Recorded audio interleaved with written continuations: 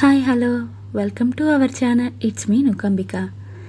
రీసెంట్గా మేము విజయనగరంలో ఉన్న జాన సరస్వతి దేవి టెంపుల్కి విజిట్ అయ్యాం. మా బాబుకి అక్షరాభ్యాసం చేయించడం కోసమని విజిట్ అయ్యాం. ఇక్కడ గ్రీన్గా నేచర్ బాగుందనేసి షూట్ చేశాను.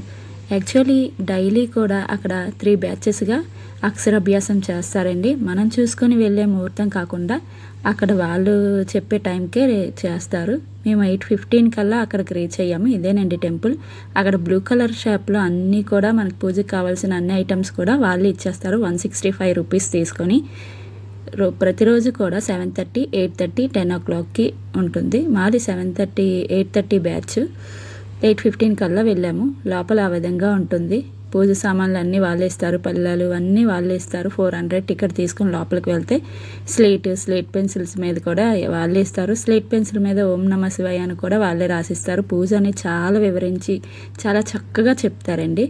మా బాబుకి ఇలా అక్షరాభ్యాసం అయిపోయిన తర్వాత ఆ స్లేట్ తల మీద పెట్టి ధ్వజస్తంభం చుట్టూ 3 times ప్రదక్షిణాలు చేయించిన తర్వాత అక్కడ ఉన్న పిల్లలకు కూడా రిటర్న్ గిఫ్ట్స్గా ఏమైనా పంచుదామని అనిపించింది.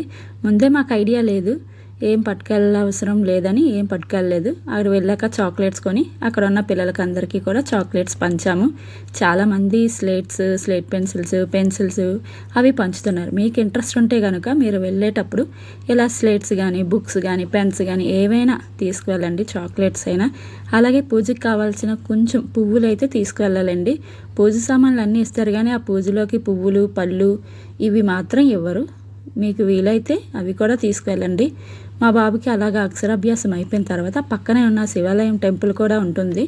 అది నేను షూట్ చేయడం కుదరలేదు, కానీ చాలా అంటే చాలా బాగుంది. 12 జ్యోతిర్లింగాలు కూడా ఉంటాయి. అవి చూసుకొని అక్కడి నుంచి పక్కనే ఒక 2 kilometer దూరంలో సుబ్రహ్మణ్య స్వామి టెంపుల్ ఉంది. చాలా బాగుంటుంది. మేము విజిట్ అయ్యాము. ఎప్పటి నుంచి అనుకుంటున్నాం. చాలా బాగుంది. మీకు నచ్చితే కనుక ఒకసారి వెళ్ళి ట్రై చేయండి. ఓకే మరి థ్యాంక్